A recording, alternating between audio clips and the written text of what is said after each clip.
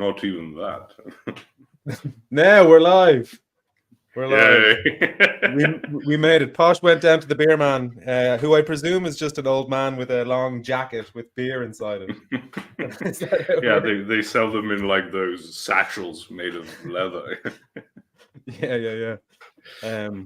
I actually went to a guy recently to buy honey, actually, like a beekeeper, and Okay. he has this giant shed where he has all his bees stored, and then his honey stored, and in it he has industrial quantities of homemade cider, just like stacked up in kegs. And honestly, it looks like it could be, like a distribution center for a proper like cider company, like the amount of cider he has. And then he has mead and he has wine from his own grapes and everything. And I was like, wow, like you must drink a lot. And he was like, I don't really drink. But he said, I drink that a bit. Explains the storage. The inventory he's got. He says when his friends come over, they have a great time, but yeah. Does he sell them or just makes them? I know people who make alcohol, but they don't even drink it. They don't even sell it. It's just you don't want like fruit to go to waste. Mm-hmm. Yeah, no, he seems to just have it all in storage, and his friends drink it. He drinks a bit, I think, but his friends drink it. That's pretty based, I have to say. Right. I love the fact that you've got in English berry as like a category. We don't. I mean, obviously we've got a word for it, but nothing is called something berry, that berry. And funnily enough, if you say berry in Serbian, that means pick, as in like pick fruit. Okay. So there's a joke I won't try to do because it's a pun. Pick fruit. Yeah. And so I can't get into the cult because in Serbian we don't call anything but with that suffix. Oh, that's odd. How does so it's just like it's a category called a pick fruit, but nothing would be. It wouldn't be obviously straw pick fruit or no. If you just take the English word berry and just transliterate it to Serbian, then it would be like the imperative, second person singular imperative, which means you individual pick. So, no, it's not part of any of the names. This is why I didn't want to say the joke, because I'd have to explain like 3 levels of puns. And you probably haven't had experience with this because you grew up in an English-speaking country, but when you have to translate comedies and you have no idea how bloody awful, or at least awkward, a lot of the pun jokes are. Yeah, I know a little bit about it from Japan. When I was living in Japan, there's a few things that they don't have words for that are you'd find bizarre that they don't. Like, for example, they have no word for funny. So like they just say either they say interesting or strange, and they're just like different types of funny. But so they have things that they laugh at, but they don't. There's no such word as funny. Yeah, they have like omoshiroi, which means omoshiroi, like yeah. And when I was driving in a car with this very boring Japanese guy on a work trip that I was going on, so a Japanese guy. Well, he was a particularly he spoke like one of those stereotypical samurais you'd see in the movies. So this guy, yeah, all the time. And when he'd pick up the phone, he'd be like, "Oh, it's Scotty-sama desu. Like he'd just like talk like that all the time. And you start thinking he's racist towards the Japanese. yeah. This is too much. But he asked me in the car because his English was really good, surprisingly good for a Japanese guy who was a little bit older than me. And he said, "What's the difference between funny and hilarious?" And I was like, "It's like very funny is hilarious." And he's like, "Yeah, but how do you decide?" I was like, "I don't know."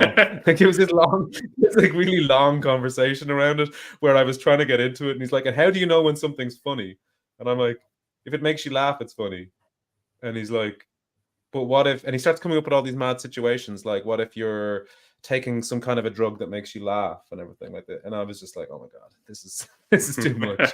He's like, this word funny doesn't make any sense. It has no utility. Like, I was like, it does. It's a great word. So he's like a Japanese sophist, because people think sophists like those were people for hire. You know, you would hire sophists because they don't care about truth. They just go and, for example, you want to start some type of public works. So you hire a sophist and he goes and starts arguing for it. The next day, someone could hire him to argue against it. And be like, well, this is the worst thing. So maybe he was something of the sort. Maybe he liked to represent positions for the sake of presenting them. Yeah, possibly. I didn't even know I was getting suckered into his games at the time. So this is the first episode of the Baron and the Redneck. Buzzwrecker was very excited that the Baron was put first, but I was telling him that most people will suspect that you are the Baron based on the accent. So that was an entire thing we had to talk about. If it was the Baron and Posh, then you know, people might be able to decide. But if it's a Baron and the Redneck and I talk like this, it's going to confuse people. But hey, you know, it's part of the intrigue. Yeah, exactly. But it was also, I think it's more Caliphonic to say the Baron and the Redneck. If you go the Redneck and the Baron, you know, the Redneck, it sort of like breaks the continuity. So I prefer it this way. Because I'm a gamma. No, I'm a beta, sorry. But you can call it Bravo if you want to feel good about it. Yeah. It's a Bravo, not a beta. Yeah. Speaking of which, who was it that was talking about the betas that we were talking about? It was our favorite person, Pearl, wasn't it? Oh, right. Our favorite person in the world. Yeah, will I pull up my Pearl thing that I sent you? You know, theodicy is an entire problem in theology, trying to figure out how can God be good and omnipotent, but there is still evil in the world. And I think there's a particularly difficult question: is if God is omnipotent and good, why is Pearl? Sorry, I haven't even opened my beer, and I was running to get it. Yeah. It's so funny that you decided that at the last minute. You're like, hold on. Do I need beer? Yeah. So when you contacted me, I think you sent me like a voicemail. I think it was like 2 or something, which would have been 1 p.m. for you. So, but I was studying, so I didn't get to it. And by the time I got to it, I listened to the voice message, and it says, "Oh, so we're going live today," and my mind starts going, "Oh no, I'm so behind on everything." So I had to go to the gym, as I said. That's why I said, "Oh no, I can't make it until 6." But then I remember, wait, that's your 6, which is my 7. So okay, I can get to the gym and do everything, because it would really mess up my schedule for the rest of the week. So I wanted to get that done, but then I had to come back in time to eat something. And then as I was eating, I saw like the chat, and it had like beer emojis. And like, wait, are we drinking? Oh no! And then I had to go and get drinks. Then I realized I didn't really cigarettes. And the image as well. But it was like, that's what I think will be the funniest part. The funniest part about this channel is going to be our joint incompetence. Our joint lack of incompetence is a word, but our lack of commitment skills, you know, and kind of always being right on the fly. Okay, I think I'll go live, and then go live in 5 minutes, or else you don't do it at all. So between the two of us, I think if we could just keep this going every Tuesday, hopefully. What so happens? If anybody who's watching on my channel, it was supposed streamers. Yeah. So anybody who's watching on my channel, it was supposed to be up on all 3 channels today. But if you're watching on my channel, this is supposed to be over, and it will eventually only be on the Baron and the Redneck channel.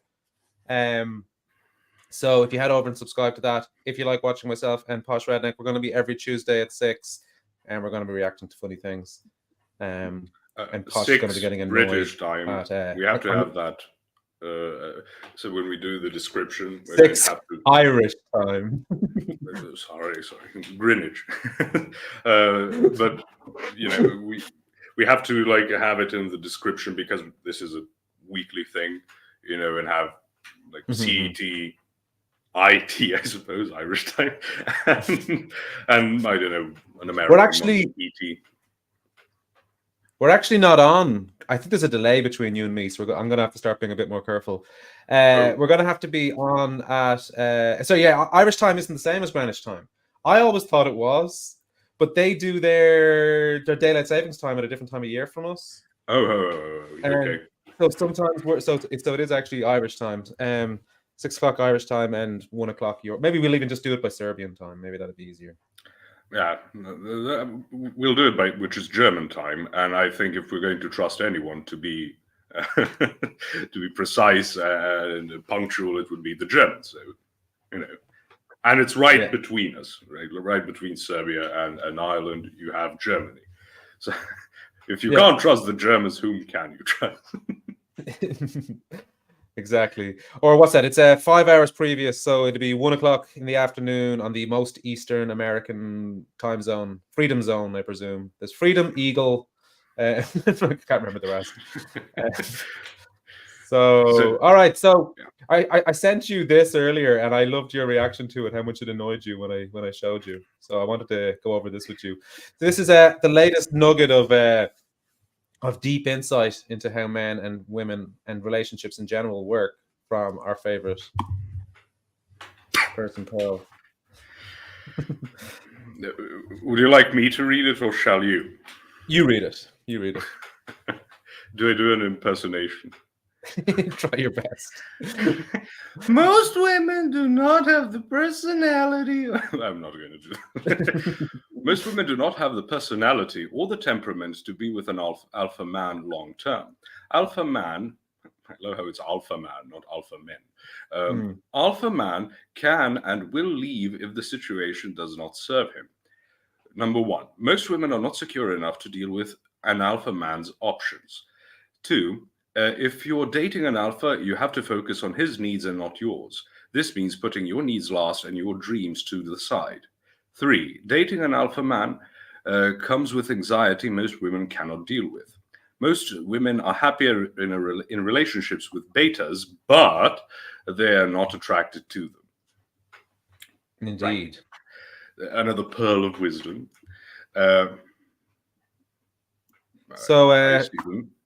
I see your comments, Slowboy Whiteboard. I'm not sure which channel you're commenting on, so I didn't know which one to respond from. But so, what do you think about this, Posh? Is this good advice for women out there?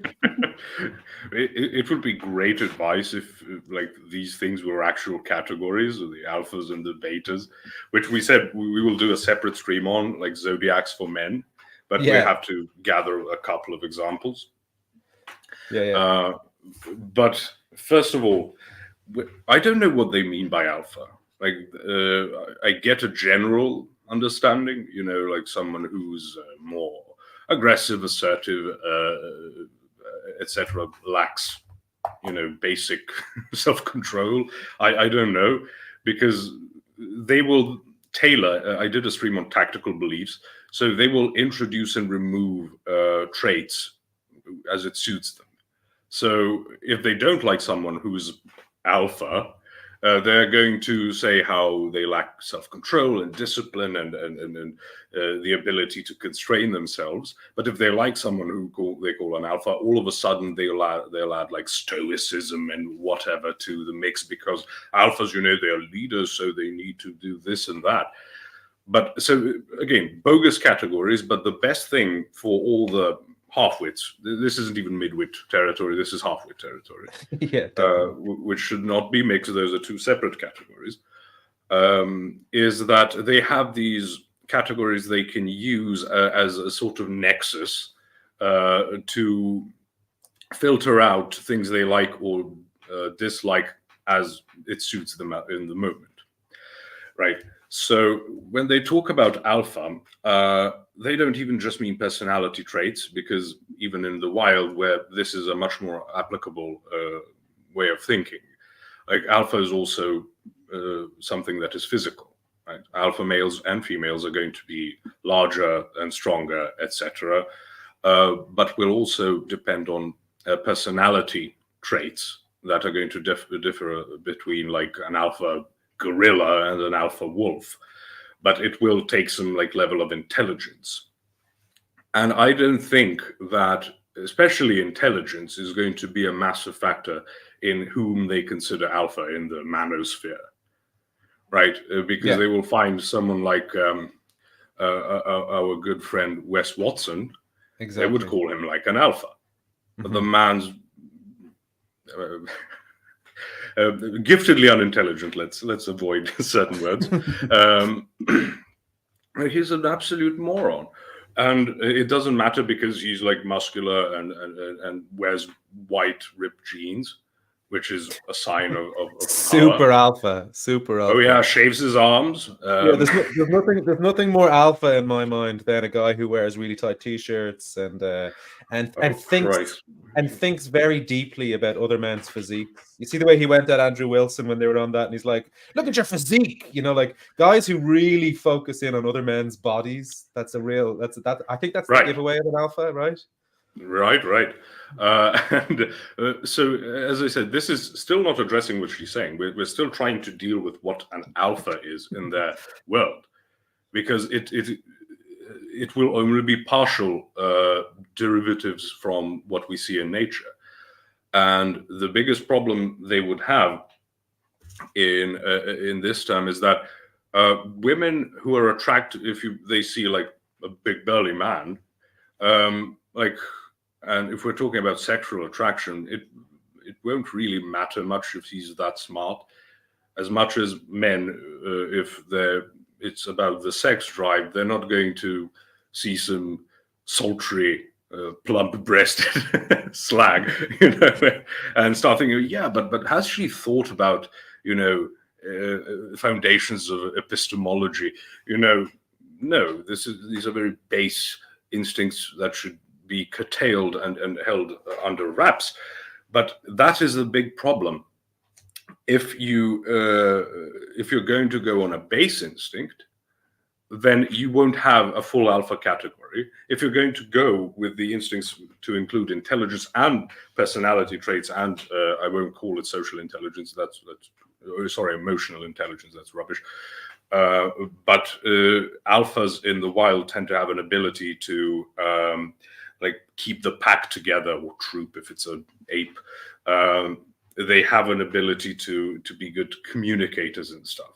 So that's my first level of critique, is that they're using it as basically, I don't know, because if you saw like someone, and we all know this, it's called the Napoleon syndrome, even though Napoleon wasn't short, but it doesn't matter. But like short men, yeah, who have those alpha traits, is just that. Have you seen them? Yeah. They're not the most frightening. It is this need to define. They define themselves as being alphas in this sphere.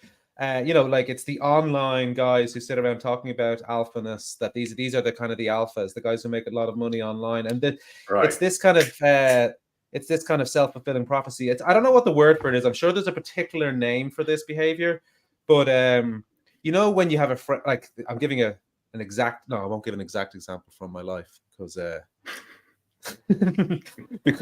But yeah, like you have a friend who maybe gets a job doing something, and then all of a sudden that job was the thing that they always wanted to do, and they always felt that way. Is the term you're looking for a bear? Yeah. But then here's an actual example from my life. So a guy I know who got a very high paying job. I did engineering in university. He got a very high paying job for Google. And then he would definitely not be what these people in the sort of the red pill kind of sphere would call an alpha guy. He's a little smaller, he's quite skinny, he's a little bit timid. Now, cool guy, I like him, he's a friend of mine, but he wouldn't be this like alpha kind of guy. But he started kind of talking about things like social Darwinism and stuff once he started making a lot of money. And so he started kind of based on his wealth, because he can buy houses and all kinds of things at this point. He was like, I'm an alpha. Like, he was kind of like seeing himself as an alpha. And so it's this conflation of alpha male with maybe how much money you're making, or one little factor. It's just the most bizarre thing to me. Yeah, that ties in to what I was talking about. Like, they will bend the category to their liking and current predicament, which is the opposite of the reason you would have a category. So a category is supposed to inform you about the things which are in the category. If you're just going to bend the category for something to fit or not fit in, what's the point of it? Yeah. Imagine if we called, like, my favorite color is blue, right?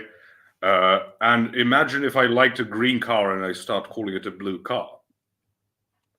I've never seen a green car I did like, because it's a ridiculous color for a car. But, you know, whatever, black car, and you say, oh, that's a beautiful blue car, but that you've got the wrong color. But yeah, but I like it, so it's blue. It's this solipsistic taxonomy, let's call it, and it's very common nowadays, because when you see a lot of discussions in these circles, especially if you include like the trans issue, all of a sudden, you know, people will start conflating whether something is in a category with the quality of it within the category. So whether you know, Blair White is a woman, they might say, well, because she is passable or something. And I suppose if you're into, you know, women who, you know, had a fight in a pub and lost, and you look at them afterwards and you think nice, then I suppose yes. But if that's not your preferred aesthetic, you know, a bit difficult. But what are you talking about? Like, if we're talking about whether someone is a man or a woman, that has nothing to do with the level of attractiveness. That's then qualitative. Exactly. Within the category. So it doesn't matter. You could have like some quadriplegic, you know, woman who like fell into a vat of acid or whatever, and they bring her out. She's still a woman. Blair White is not. But so people conflate that all the time, you know. So when I would critique men, you know, someone can say, well, those aren't real men, they're X, Y, and Z. You know, they're simps, they're cucks, they're whatever. Right? Okay, that doesn't help the problem whatsoever. You've just taken a qualitative category within the broader category of men. So it's a subcategory. And that's a massive problem we have with being able to discuss anything. If you're just going to be able to pull out a little piece of string, you know, and encircle things you don't like in the category and then pretend it's not there, we can't move forward. It's all self-serving. And it's wantonly done as well, right? I call this kind of this phenomenon. I always think to myself, it's this is your, you know, those this is your brain on drugs ads they used to do back in the 90s. Like, this is your brain on, you know, that your brain gets problems destroyed. in the 90s. Yeah, true. But this is your brain on drugs used to be this kind of yeah. So this is your brain on philosophy. You know, is one of those things that I think a lot. Not that philosophy itself is the problem, but you get a certain type of people who get into it and they start thinking themselves around in circles, and everything becomes about sort of tying in with whatever guy they've read the most recently, and you get these arguments where people lose track of something as simple as, well, there's a reason for the word woman, right? And I don't mind even if you take like a woman's body and you download my best mate's brain into her body. Now I'm not interested. Like, you know, like, you know. Yeah, and by the way, that's another problem. That's purely hypothetical. Like, that's not going to happen, because your buddy is your buddy because he has lived his life in the circumstances that he has, exactly, in the body that he has. He might even become a different person. God forbid, even though we're talking about like a hypothetical person, like if he lost his legs. Like someone can become a completely different person. I don't mean neurologically, I mean emotionally. Mm-hmm. Especially if they were like the sports type. They like playing sports, and all of a sudden that's all gone. That can really depress someone, and they become a different person. So the fact that you created, that famous moment when Jim Bob was debating veganism with, goodness, what's he called? Like the whiny black guy. Vegan Vegan Gains. Gains. Yeah, Mm-hmm. yeah. And he said, well, what if there was a group of people not made in the image of God? Like, what if there were people who weren't people? What are you talking about? You've created a hypothetical that would never be relevant. Yeah. Right. Yeah. So it's pointless to debate, and so I don't know. It's like you and I. We can debate Warhammer, and we probably will on this channel because you play Chaos for some ungodly reason. I prefer. I believe in Chaos. The Legions of Chaos are the real good guys. Like you have like a Khorne faction. World Eaters. World Eaters. Right. Like I still prefer the Imperium, and then after that the Necrons. And imagine it would be like people who debate who would win, Superman or Goku. Like I couldn't give a toss, to be perfectly honest with you. And that would be still funny if people realized that's a fantasy thing. Much like the example you gave, well, if you downloaded your best mate's, brain or mind or whatever into a woman's body, like pointless. Doomer Doxy says, "You guys are bigots. Vegan Gains is so smart. Eating animals is murder, you bigots. Shake my head, my head." I feel convicted. Well, we don't want to do what Albanians do with animals. I'm gonna have to try and guess what that means. I'm not quite sure. Are they like the Welsh maybe? That I was about to say that. but Welsh tend to go for the sheep. Albanians go for the goats. So, okay. I'm telling you, this is off to a great start. So now that we've kind of talked about how this category of alpha, it's like, what does it mean? And we know that it means something very, very different in the red pill community than maybe it always meant. Just in the same way as in the left-wing community, woman now means something totally different than what it used to mean, right? So red pill has been totally moved on. So from that point of view, already rejecting her idea of what an alpha man is, let's take a look, maybe what we can garner from her points about what an alpha male is in her mind. So she says most women are not secure enough to deal with all of his options. Right. So what I basically think she means, and this isn't gathered from like a lot of statistics you see used on Twitter by the manosphere. They're not statistics from broad sociological studies or something. They tend to be used from dating apps. And the problem there is it's a completely different strategy for men and women, because men just would cast as wide a net as possible, and then women get to pick and choose. So men who get to pick and choose can afford to be picky. Women who can't get to pick and choose, who can, pick and choose, are therefore picky. Men who are just casting a wide net, and then they say, "Oh, you see, men value women." Blah, blah, blah, blah. Rubbish. It's just that if you had, I think Bill Burr has a lot of jokes about this. Like you're going to judge yourself against like Arnold Schwarzenegger. His options are a bit broader than yours, especially back in the day, right? You being, fat and ugly and have bad body odor or whatever. Okay. Well, I'm pure. Leave off a little bit. Don't look too hard on me. Right. So that's one thing. Like dating apps are mostly for sexual encounters. They're not for dating, although I assume some are. It depends on your intention. I'm just saying, let's not use that as some type of sample for how people interact in the wild, which is what I think you were talking about a couple of streams ago. Like, are these people the rule? Because I don't think so. I've seen. I don't exactly know what an attractive man is unless it's some like Brad Pitt level or whatever.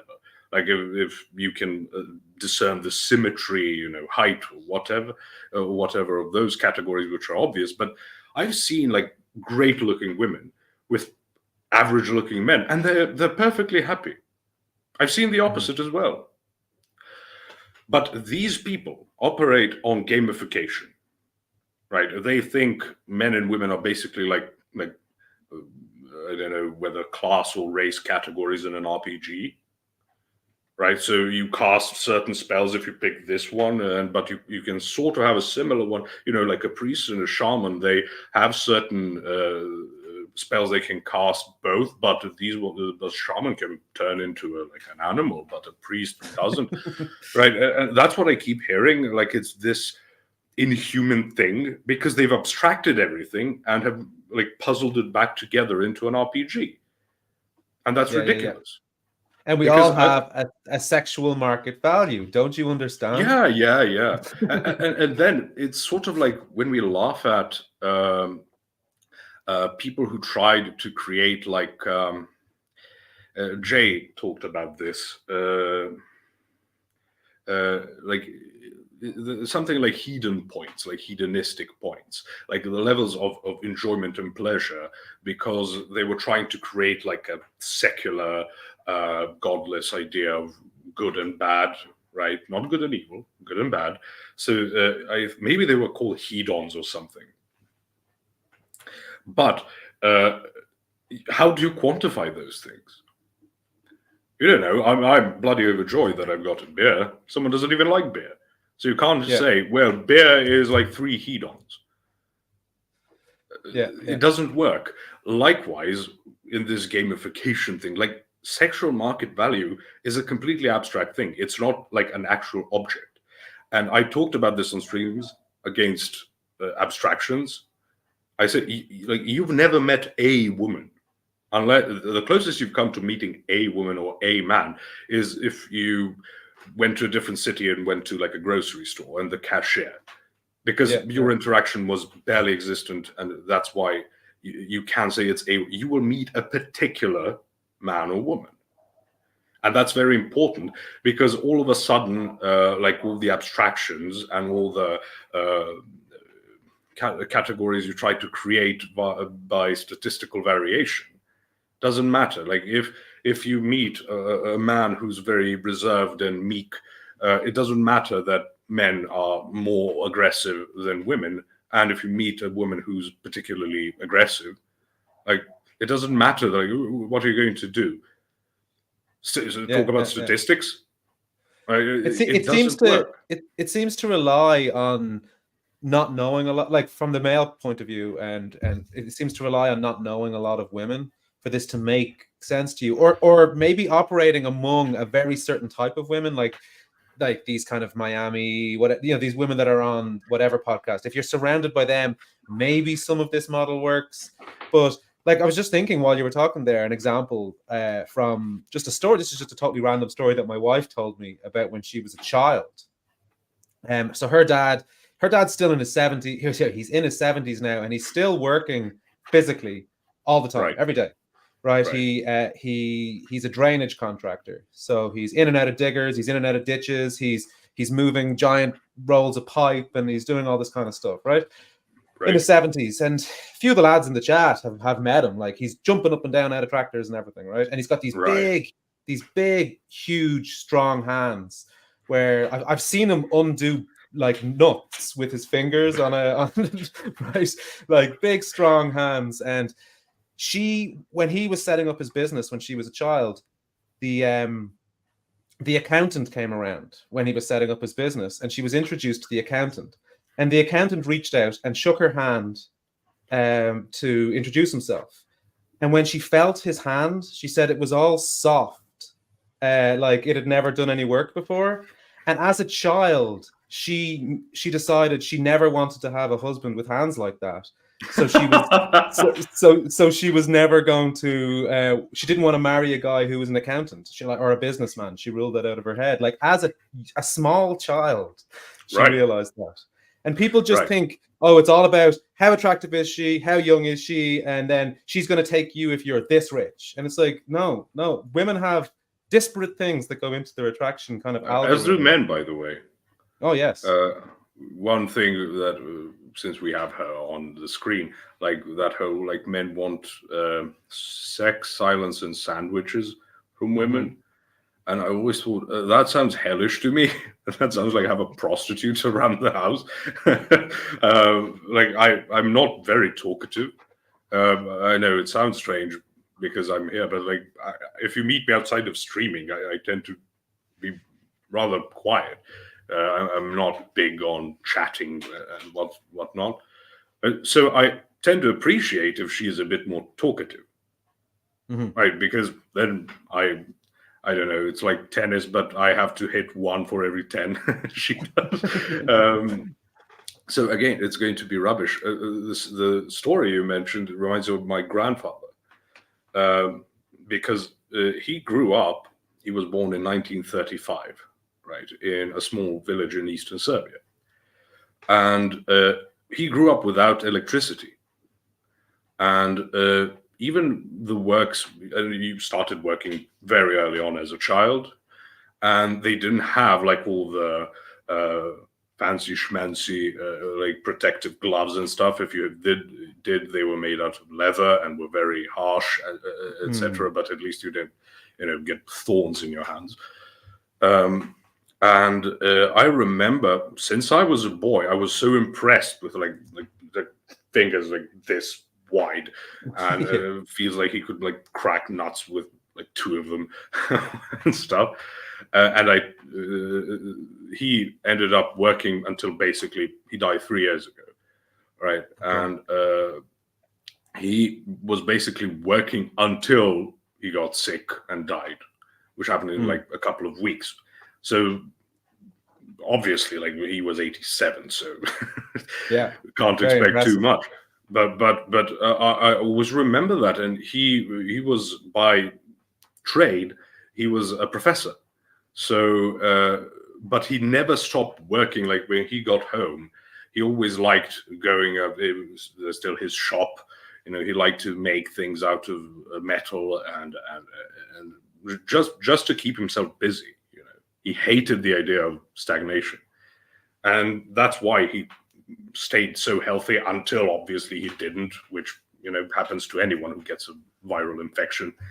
You can get knocked out for a week or so, but he was 87. So, yeah. And the thing that I remember before we switched to wood pellets, we would have wood and coal. So I loved chopping wood. He loved, stacking wood. For some reason, that was therapeutic to him. He had to do it just right, so it gets the right airflow and everything, right? Yeah, and he was very good at it. He had a secret technique which I never got to master because we switched over to wood pellets, and that's just that are sacks. But I remember I didn't wear any gloves. And he came around and said, "Son, just put on gloves. You're going to get calluses. Your hands are going to be all harsh, and your skin is going to be very hard, and etc." So yeah, but that's what I want. And he sort of went, "Okay," and left. and I felt horrible because he didn't want that. Like he just grew up having to. He would have loved probably to have protection for his hands when he was a boy. Right, and then I felt like a gay guy. like a poser, right? Yeah, exactly. Which is why I never got into like the whole don't wear gloves in the gym. If you want to use some gay guy, or like no, I'm just not a poser. Like if you want to get actually harsh hands, go ahead. Go, chop wood, dig. As like with a spade or with a hoe, whatever. Like, go ahead, do it without protection, and then when you get a callus this big, and then you have to tear it off or it pops, come back to me when it gets infected because you didn't. It was such a big, strong guy. It's all city folk, bloody metropolitans who keep ruining everything, and they produce things like this because to them everything is abstraction. And I told you, I believe you or Jim Bob, I don't know who I said this to, like it reminds me always of like these rich city kids who talk about food production. They have absolutely no idea how it's done, but they know how to make it better, and how to stop hurting bunnies and things like that. Or how the farmers keep graping their animals. Yeah, obviously. That's all of them are Welsh and Albanian. That's a proper vegan talking point. I mean, the artificial insemination. Yeah, I know. But it's and they all have an answer for it, but yet they remain living in their cities and where the food is being shipped in, and then they'll give out to you. It's a madness. Do you remember the 3-on-3 debate we had on the Crucible about veganism? And when I brought up, do you put spices on food? Do you? Oh yes. Yeah. So all of a sudden, wait a minute, like salt doesn't. Maybe they got to the point. Oh wait, you mean food doesn't spawn in grocery stores? Okay, and I think I had to get them to a level. Wait, spices don't either. So we're getting somewhere, I hope. But these people will again apply and remove criteria as it suits them. It's pathetic. Yeah. Doomer Doxy says, and I agree, because I work with my hands outdoors all the time, so I do wear gloves constantly. There's nothing wrong with wearing gloves to train, chop wood, or garden. Talk to me when you've pulled weeds all day with bare hands. Last year because I was planting leeks, and so when you're planting leeks, you need to make a hole in the ground about maybe an inch or 2 inches, an inch and a half diameter, and you need to get it at least 6 inches deep, and you really want it like 8 inches deep.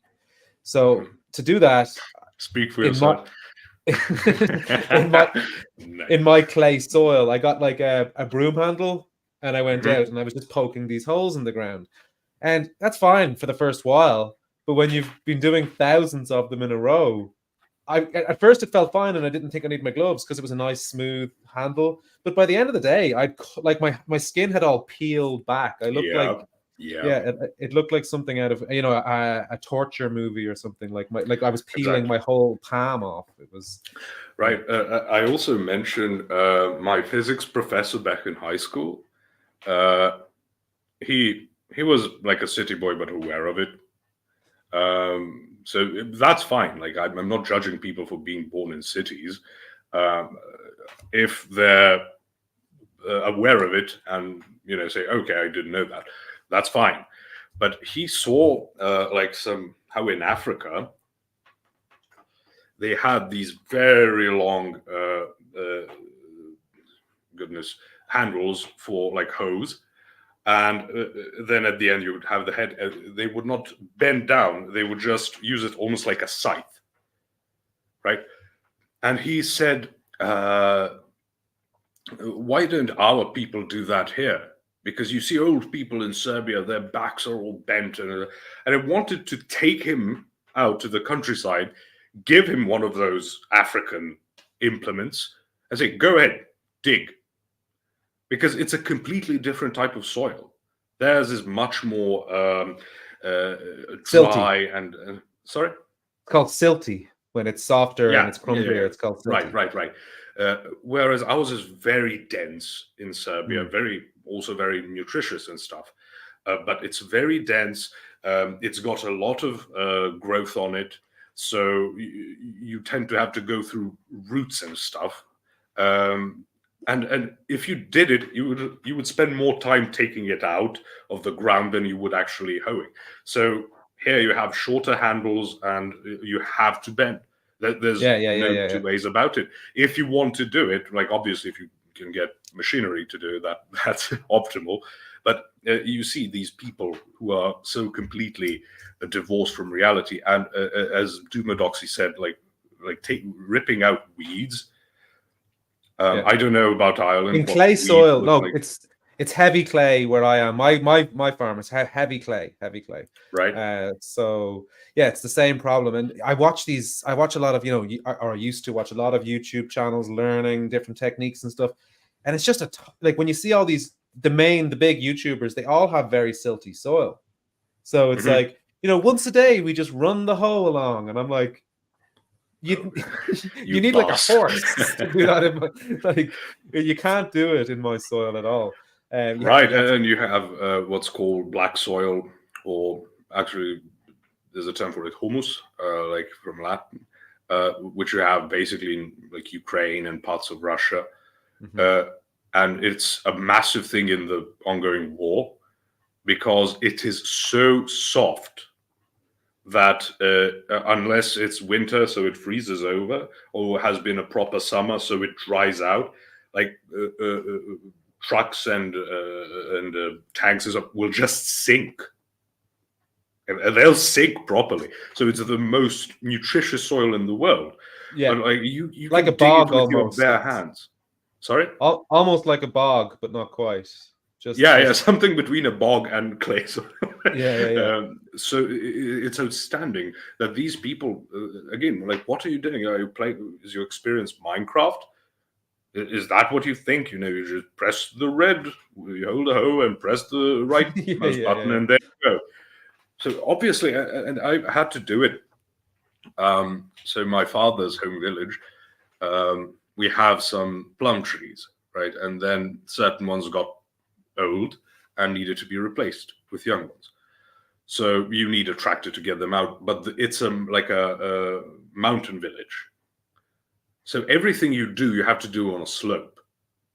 And it's so bloody annoying. Like, sure, it can help with tilling the soil because you can always go beneath it and then you bend less. But when we were doing that, the amount of effort to just get a single tree out and then fill it back in to allow proper space for the roots to develop. You can't just put it there with a leek. It's a much smaller, obviously, Yeah, plant. But when you're planting trees, you need to give them space for of the root course. Yeah. system.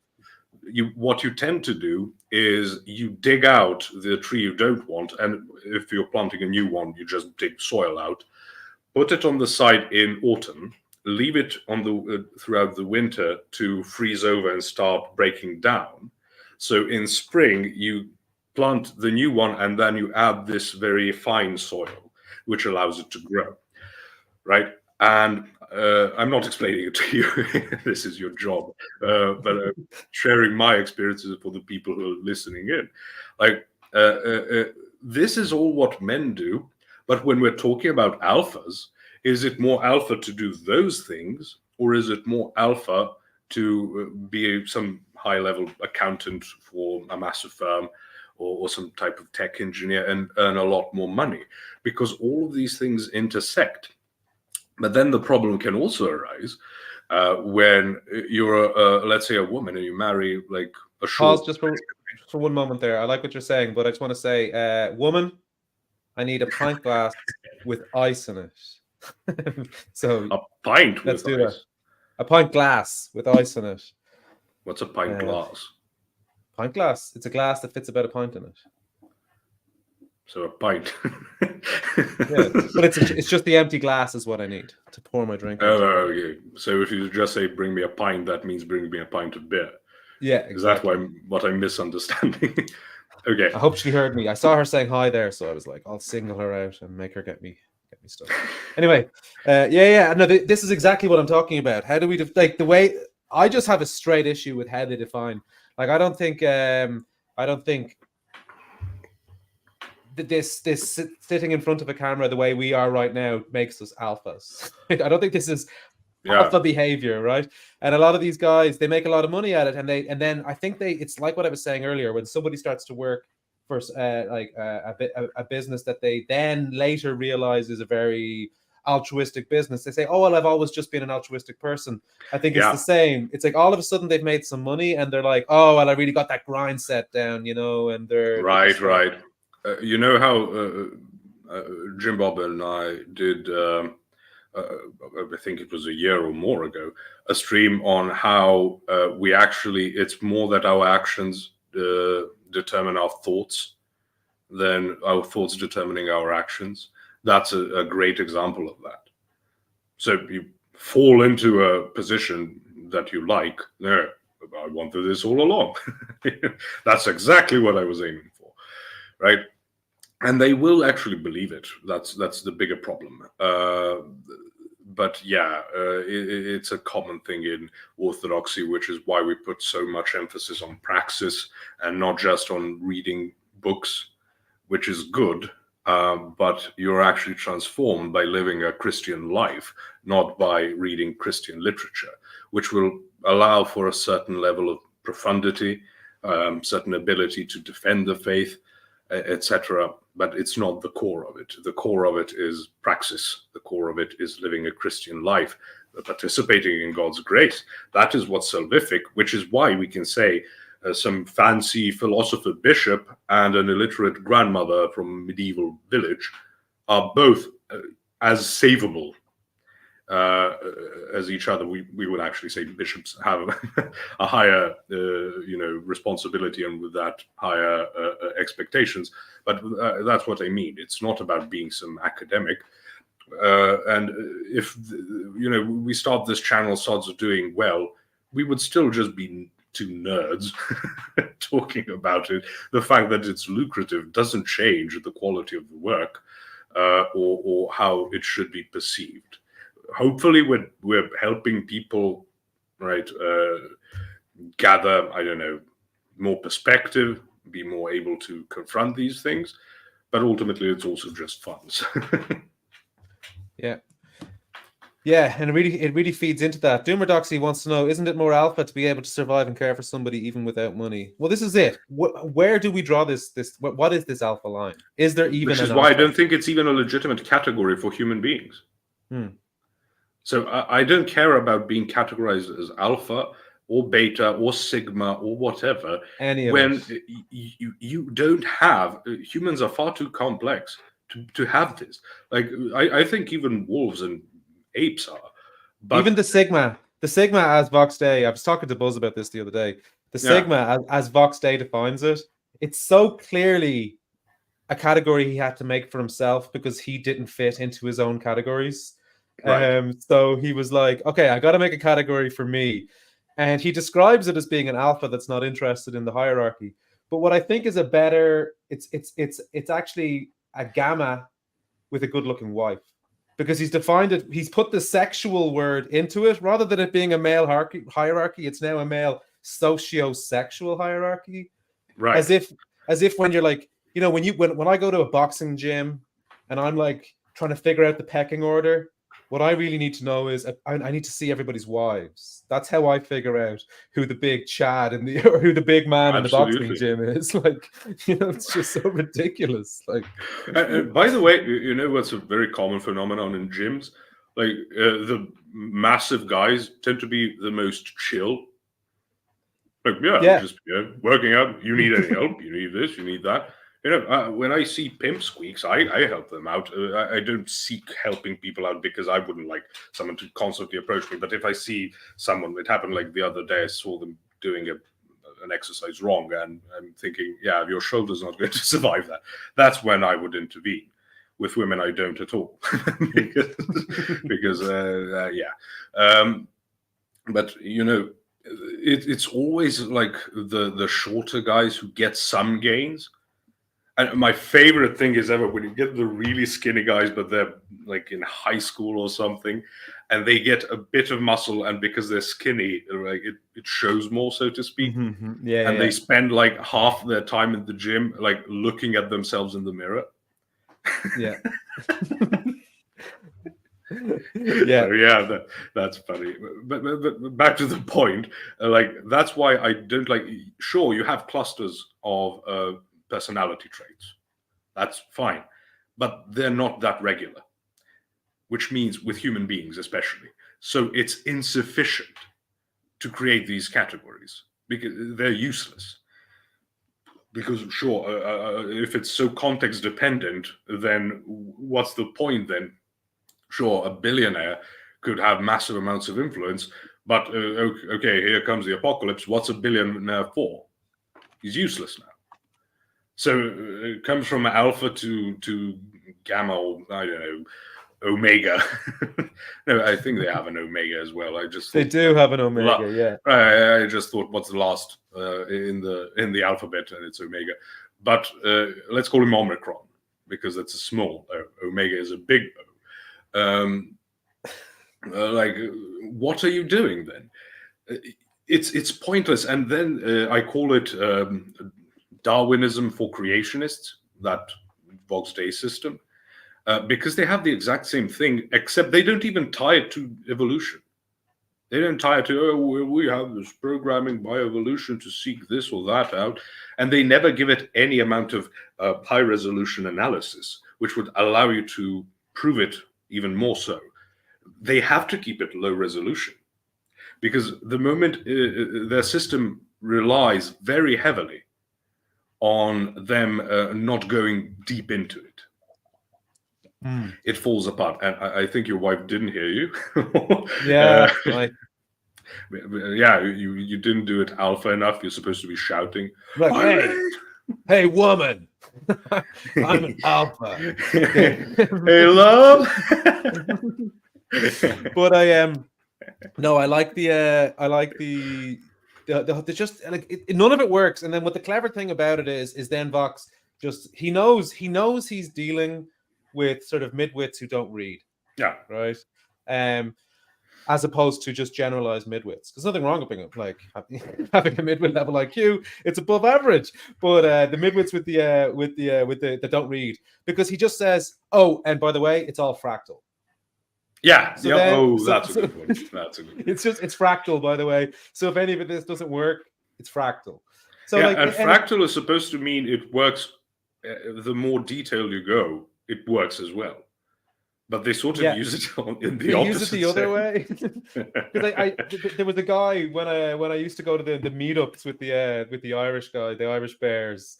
There was one guy who every time I went to one, I heard him every time telling somebody that he was an alpha, and I just started to notice it that seemed to be something he liked to talk about a lot, because I heard him telling people about it a lot. And I went up to a group that he was chatting in, and I heard him. This is like my third or fourth, fifth time meeting him, and each time it was the same conversation. I heard him talking about it, and I just remember saying, like, because he was sort of not this alpha-ish type character, like that, you're kind of wondering where he's getting it from. But I was saying to him, like, because he at the time he was talking to a guy from Liverpool, and I was saying, do you reckon if you walk into like the toughest boxing gym in Liverpool, do you reckon when you go in there and they all go, oh, here comes an alpha? You know, do you reckon that's how it's going to work? Yeah, that's how it's going to. Like, they'll all just recognize it. They'll be like, "Oh, here if he enters like a local pub, and you have a bunch of working class, you know, like guys who've had a couple of pints, go, be an alpha." I know you don't know me, guys. The boxing gym is going to be less frightening than that because people there train properly, you know, and they're used to being hit in the head professionally. These guys, they're just going to go swinging. And because it always is in abstractia, it's in vacuo, right? It's always, well, if we control for every single possible, permutation, as in keep them out, then I'm alpha. Why? Because, I don't know, he shouts at people, he argues more with the cashier or the delivery man, right? He's got a deeper voice or whatever the category is. There you go. It's so ridiculous. That's why I call it Zodiac for men. The same thing when you have girls who come with, hey, what's your Zodiac? And I go, oh, God. And then my first reaction is because, you know, even though I'd like them up until that point, I always go, well, can't you tell me? You've talked to me and stuff. You've met me. Yeah. Couldn't you reverse engineer? Can't you tell? I scream Pisces. Right. They almost never get it right. But then to the fractality point, well, what's your sub sign? I don't know what it's called. I have no idea. You've got like a sign, but then you've got sub sign, which is like what time of day you were born, I suppose. and whatever. So, oh yeah, but which year and month and hour, and then it depends on whether it was what the weather was like, and blah blah blah, and all of a sudden, oh yeah, so it's a completely useless diagnostic tool. Well, I knew it. You were a double Virgo. Yeah, double Virgo. Yeah, I don't know anything about this. I've only ever heard that once, that there's some kind of a sub sign or whatever. Yeah. You married a good woman, and you didn't have to endure what I had to endure. And by the way, I always start arguing. Wait, we got a super chat. How can we get a super chat? Oh yeah, I was wondering, is that to my channel? Maybe is that to? Well, I'm seeing it. So. Well, oh yeah. Did you sign in?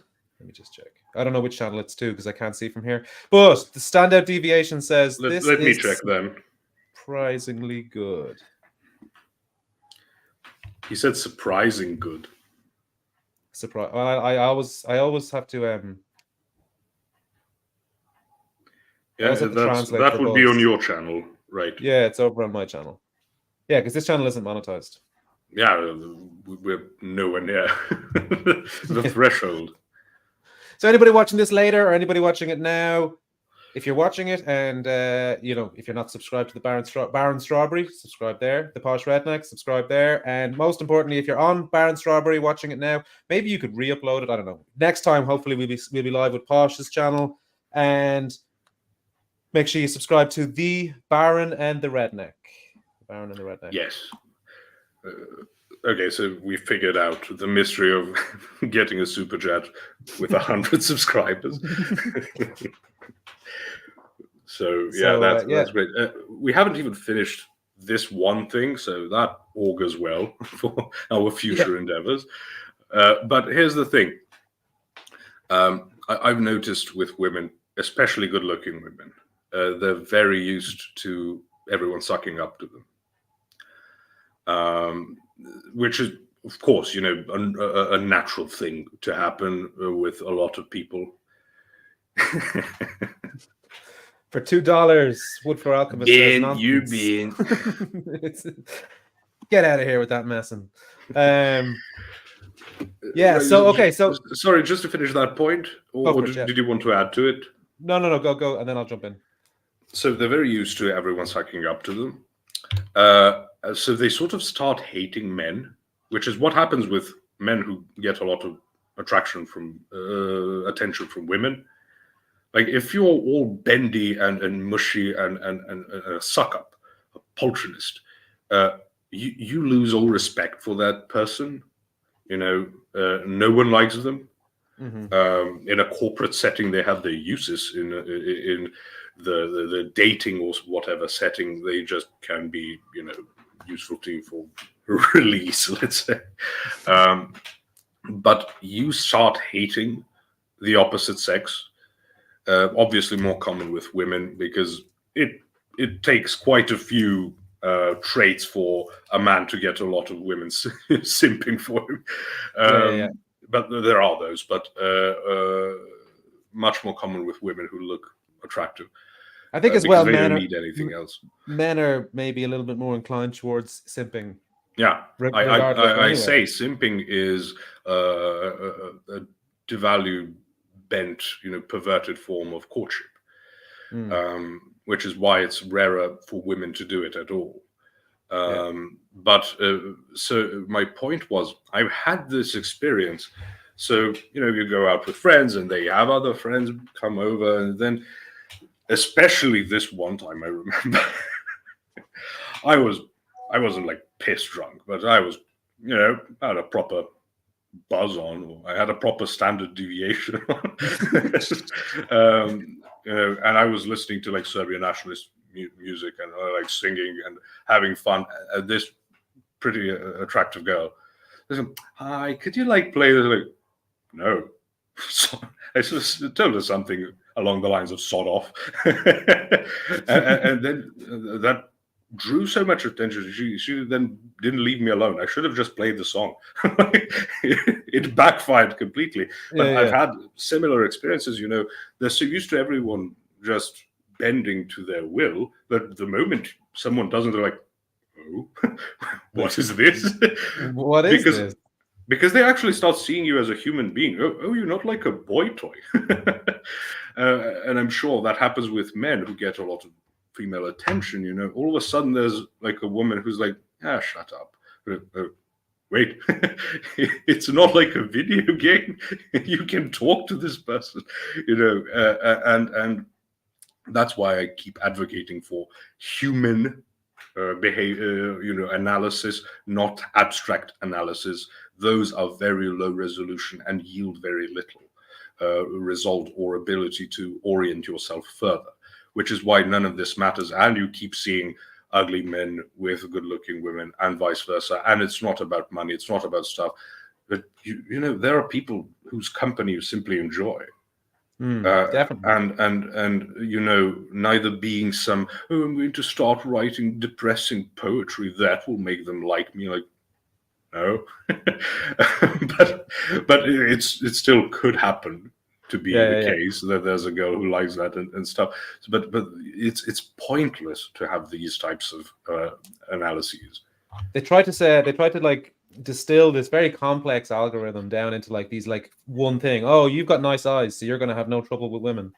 Or you've got what they have like this such as like you're good looking or you're tall or you're rich or you're muscular or whatever, one attribute. So now you've got the choice of the ladies. And there's other fantasy as well that men at 40 are now more attractive to 22-year-old and 23-year-old girls. It's such accepting daddy issues. No, you're actually much worse. Yeah. And I think it's like a lot of American, Irish, Western guys think that Japanese girls love Western guys, right? Because as I said, I lived in Japan for a long time, and that's like the belief, because it is a little bit easier, or quite a lot easier, to get a girl when you're in Japan. But what you discover when you've been there for a while, and when I brought my girlfriend with me, because I was already dating Irene when I went there, so we moved together to Japan. What I discovered after a while was it's a certain very small subset of Japanese girls who only want a gaijin, and then they just move around the gaijin pubs. And so when you're there for a couple of years, you see the new guy arrive, and then he goes through the cycle of these girls, and like it's like a fetish for them. And by the way, you have that everywhere. You have. But it's the same thing for these 22-year-old girls who are into 40-year-old guys. Like they exist, but it's a small set. It's not. But that's where confirmation bias jumps in. So I'm going to go to Japan because those Asian women really like Western men, and look, all of them are here. Like, because that's whom you're going to be interacting with. Much like I keep saying, sure. You can say vegans are annoying, but it's because the vegans who aren't annoying aren't going to be annoying you. So it's only the annoying vegans who are annoying you. And I've met two. I haven't met many vegans in my life, but I've met two. I never knew they were vegan until we were like, oh, should we get like something to eat or so? Like in college, we have like a break. Should we get something to eat? And I give a suggestion. And oh, sorry, I don't eat meat. I'm a vegan. Like, oh, 3 months into knowing them, that's when I figure it out. But that's confirmation bias. It's also oh goodness, what do they call it? Survivor's bias. That famous picture with the plane where they get planes returning from the Second World War, and they land, and then they look where. I know exactly what you're talking about, yeah. So, let's reinforce those parts. It's like, no, those are parts who can actually sustain damage. When they were hit in other places, they didn't come back. Right? It's such a classic example, and it was genius that they figured that out. Because it so makes so much sense naturally and instinctively. Mm-hmm. So what you'll notice about just to finish up now with Pearl's point is what you'll notice is that number 1 and number 3 are the same point, really. Number 2 and 3, or Number 1 and 3. Yeah. Like it's just the same point. And by the way, a lot of it is what I talked about. Women who look good and really hate men until they meet someone who doesn't, bend to their will, and then they like him.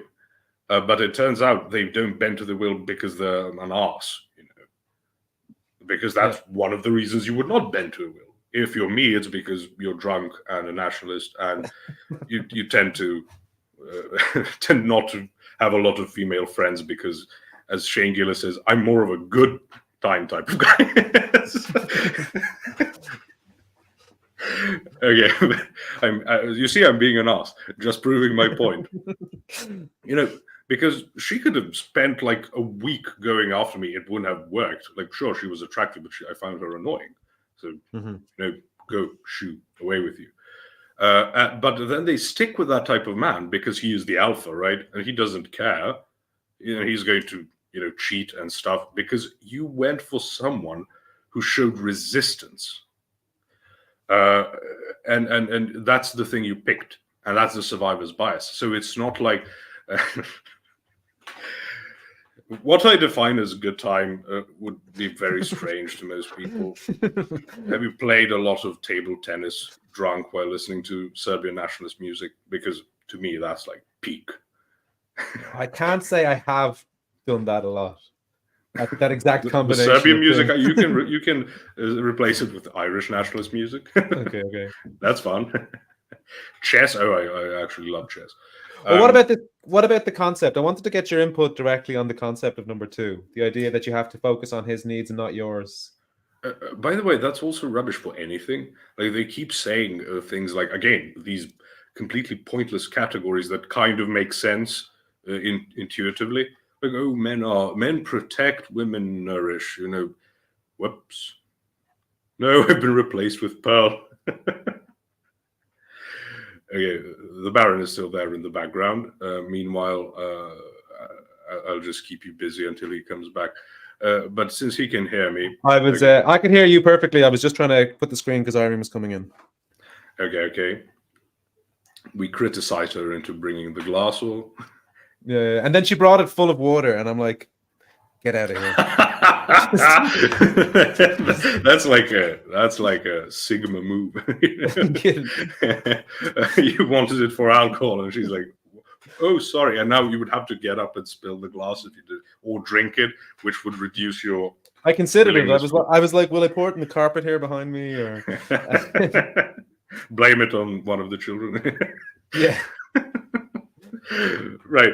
But what I was saying is they create these nonsense categories and like these prescriptions, like women like a man who's protective. Like, sure, but they also go for like the one there that is actually a danger to them. so your system isn't exactly. Your system isn't exactly an exact science, is it?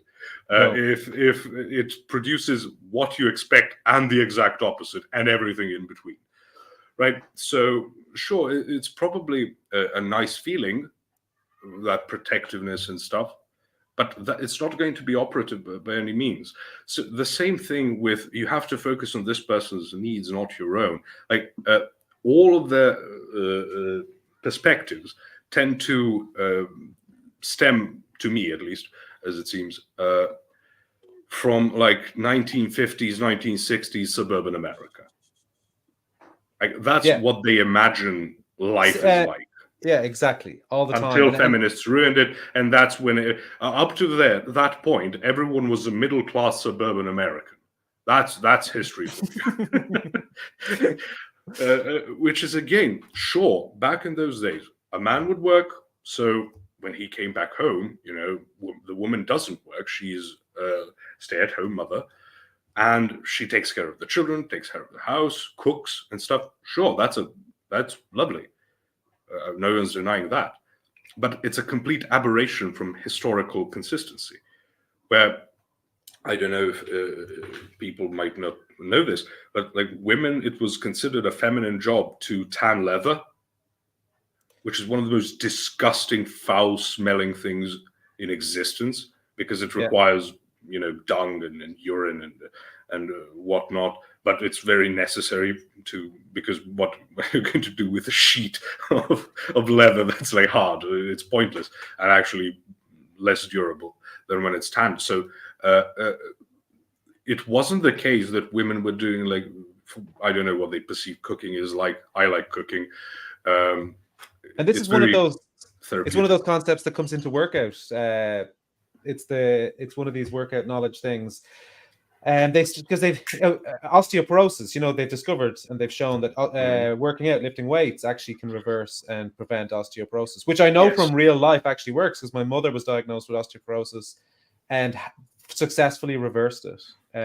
Right, because bones. A lot of people don't think about this. Bones are actually organs, like they're alive, so to speak.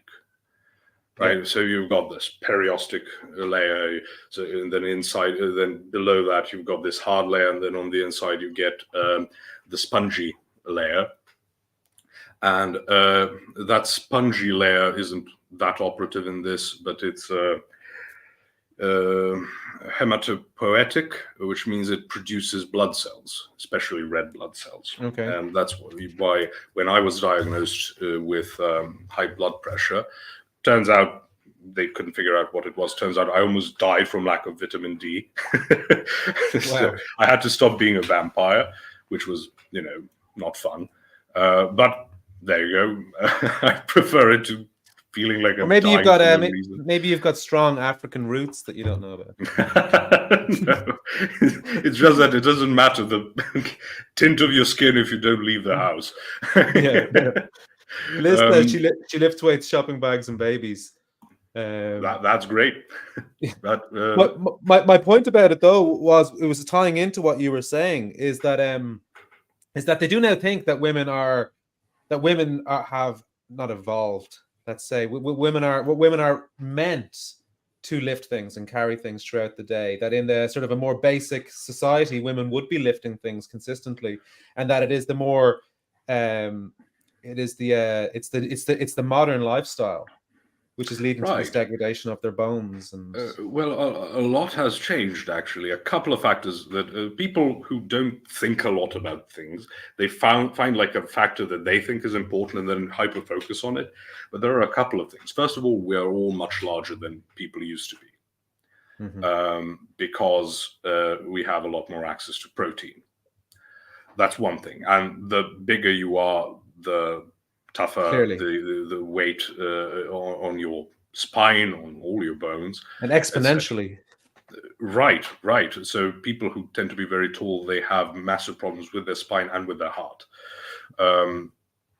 So I think even Owen made the joke, you don't see a lot of 70-year-olds who are my height, and that's that was sort of like a dark joke, but it's really the case.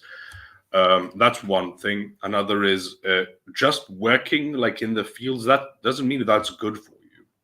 As I talked about, a lot of old people in Serbia, their spines are bent and stuff from constant working. Yeah. Right. But we are definitely meant to be more on the move regularly. This was the case up until very recently, and by very I mean like less than 100 years. Where people stopped constantly moving about. And that's all with technology, especially what they call white technology, which is all of it.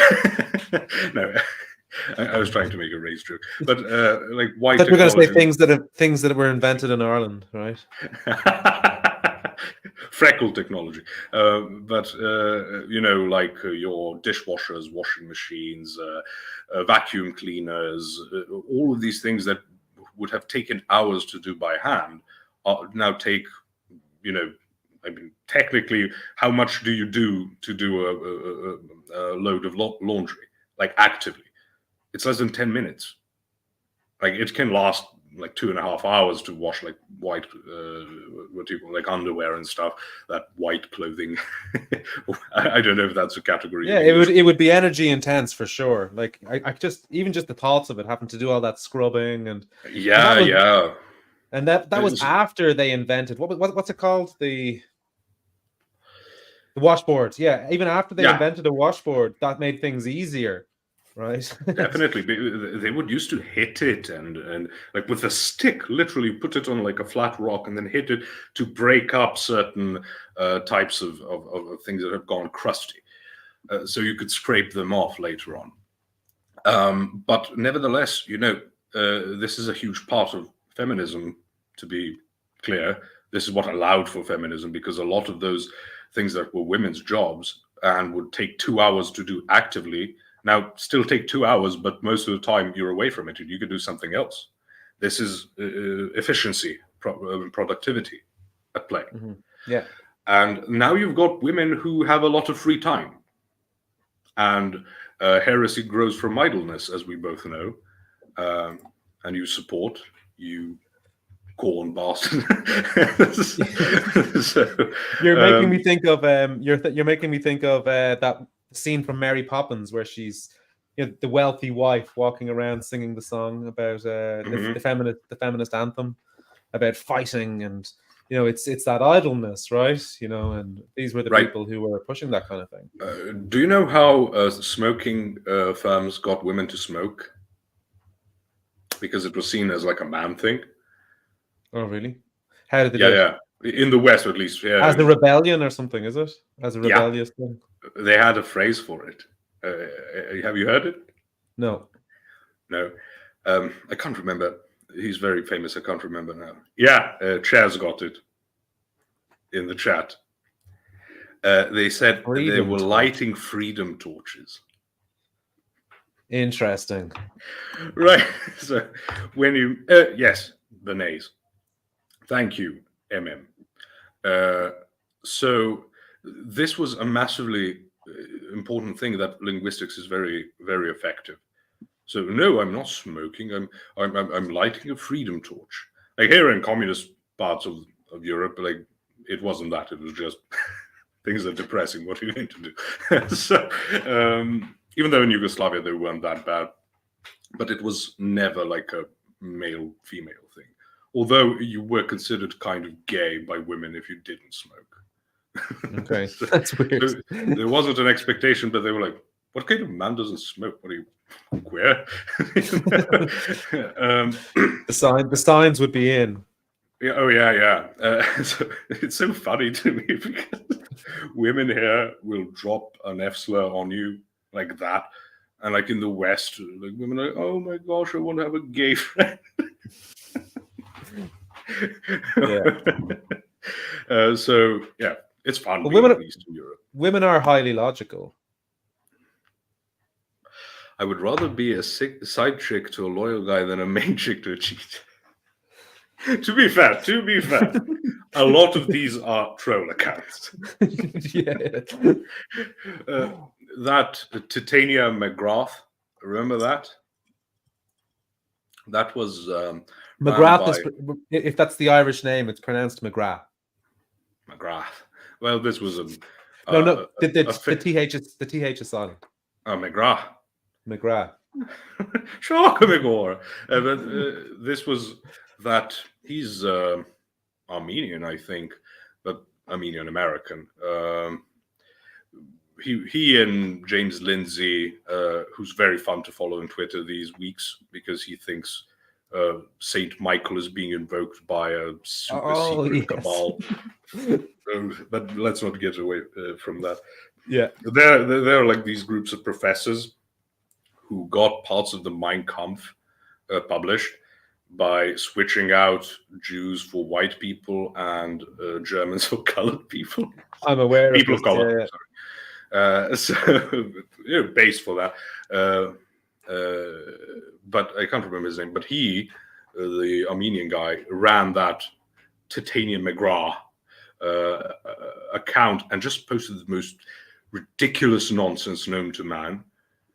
And it got a lot of traction and popularity. But the problem is that a lot of red pill manosphere types, it wasn't really much of a movement back then, they were just like MGTOWs or whatever, picked it up as genuine, and I still sometimes see it, although they get corrected quickly in the comments, but who knows what the proportion of people who saw the correction are. But that exact type of posting, so I'm so annoyed, and why I made the stream about slop posting, is that it's about engagement. So it doesn't matter. You don't have to believe either side of it. You can be completely disinterested, but still have, posts like, well, women are bitches. And everyone like, woo! Yeah. Thank you for your glorious contribution. Nobody wants to hear sort of a fair position on in either direction, do they? Look, I can also emphasize these, so I can bring stuff up. I just want to check. And for this, Richard Kelly, now women are working for 12 hours in the corporate sector.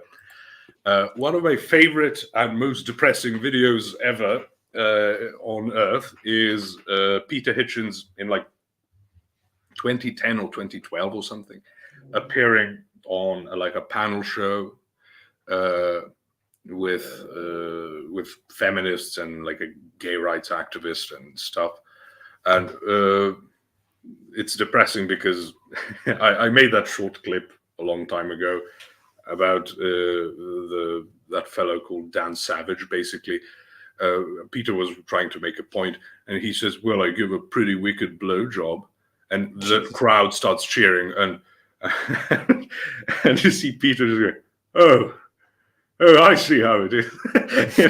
You can see like his soul, I think, was shattered at that moment. That's when he became black pilled, I think, personally. Like, it may have taken a bit more time, but he used to be running around, we need to save Britain. And then after 2 decades of being nothing but laughed at and ridiculed, then some people switch to his side, and he's like, yeah, I've given up by this point. Sorry. Yeah. I'm over it. But he said that the alliance between corporations and feminists was the most cynical union since the Ribbentrop-Molotov Pact. So the pact, for those who don't know, that's the pact between Nazi Germany and the USSR. So the most cynical union, cynical alliance. That's just glorious. It is. It can be quite disappointing. Like just to see how some things really do.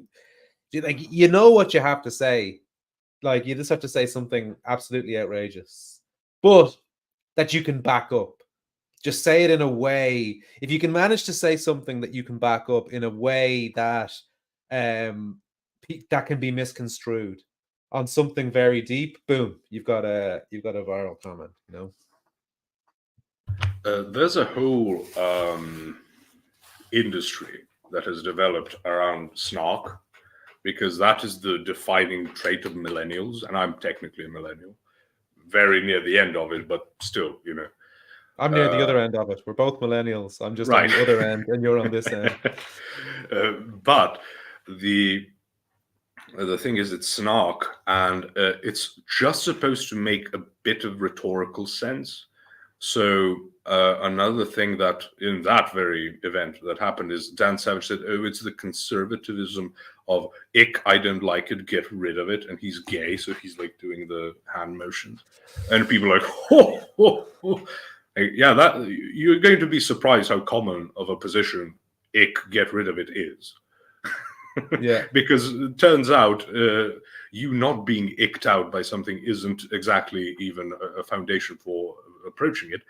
Allowing it.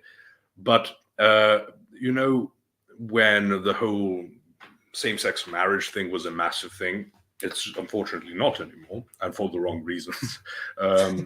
Yeah.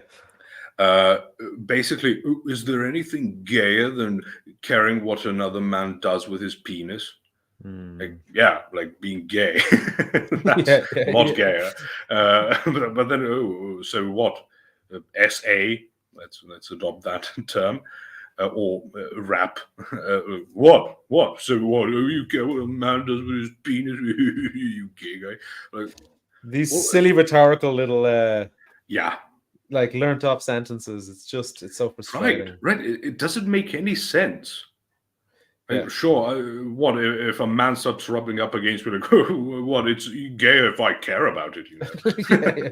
Just keep rubbing. Yep. You see how secure in my sexuality I am. I don't care what he does with his penis. Like, he can do anything he wants with his.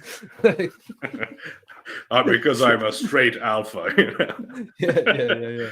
So that's a problem we're dealing with, and I'm planning a stream on plebeiization, because everything is now for plebs.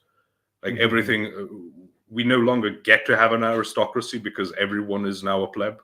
Like the people who rule us aren't aristocratic; they're just rich plebs. And the problem is, it's fine to be a pleb, nothing wrong. As I say, I don't use it as an insult, except for like jokes and stuff. As much as I don't use peasant as an insult. Like peasants are awesome. They're like fun, and then the aristocracy is like, oh my. But they have a function to do in society. So now you've removed that and replaced them with rich peasants. And all of a sudden, there's no one trying to deal with anything on a higher level other than surreptitious academics. Yeah. And it's literally Idiocracy, right? The movie. Yeah. And even worse, I don't think it's proper idiocracy, because we're not being ruled by idiots. We're being ruled by very malicious intellectuals who are very anti-human, who have all sorts of crazy ideas. So they're not idiots. Like their posse is, and the culture is. So they take advantage of idiots, right? They get idiots riled up to come. Right. So not only that, it's they get. How shall we say? They make you more stupid. They actively pursue rendering you less intelligent, less critical thinking, less. That's why it just so happens that across the world you see the same changes in academic standards falling. That can be explained somewhat by like new technology, because a lot of the reasons, you used to have like primary education was like 4 years in Serbia, and then 8 years for high school, which we call middle school technically, because we have. Again, I'm not sure how things work in other places, but I know that in America they've got like 5 of different levels until you get to college or something. Yeah, in Ireland we just have primary school and then secondary school. Right, so you can call this secondary. Okay. Used to be 4 years primary, 8 years secondary. But at a point, it shifts to 8 years primary, 4 years secondary. So the big reason for that, and that it happened in other parts of the world, is that technically after you finish primary education, you're considered work eligible. So if you expand it, you're decreasing unemployment statistics. Right? So that's a big part of it. Why they want more and more education, because you're off the job market, so we can say it's a lower level of unemployment. So things that could be explained by in that manner. However, like the decrease, which I know when certain friends of mine moved to, let's say, Norway, this was a concrete example. And I remember, like, for us, primary education, as I said, 8 years. So the equivalent of 8th grade for them, they're learning like fractions. And I'm thinking, we learned this in 4th grade. Why are, like, Norwegians aren't dumb. Like, they have a high average IQ. They have an orderly system. Why are you learning this so much later than we are? And it's because everything is being watered down, which is why everyone who wants to show how stupid things have become, even up until I got to school, obviously, they say, go and take a test for people trying to apply to high school like 50 years ago. And it feels like like it's some ancient scroll you're opening up, with the demands. The expectations were so much higher because they had selective academic selection. If you're going to go into higher learning, welcome, but you need to be actually capable of it. But that again doesn't bode well for either creating an intelligent society, which you don't want. You want idiots, especially if you can get horny, drugged up idiots. That's perfect. Yeah, exactly. That's like you can't dream of anything better. But secondly, what we talked about, job statistics, like unemployment rates. So you lower expectations because now more people can get in, and they're not in the same position, to apply for jobs and be on the market. So it's a double whammy and a complete victory, which has just continued on and on and on. And I'm telling you, I'm so shocked when I see examples of like what Common Core is in the United States, how they explain like multiplication. I'm like, what on earth is this? Like, well, you can draw like two lines, and then they draw like little dots, and then they cross them. What are you doing? Like, if you want to go 3 times 8, and then they start drawing things, like, just how it was explained to us was some version of, okay, you have a basket, and inside the basket are 8 apples. If you have 2 baskets with 8 apples, how many is that? 16. Oh, well done. If you got 3, 24. There you go. What's with all this bloody nonsense?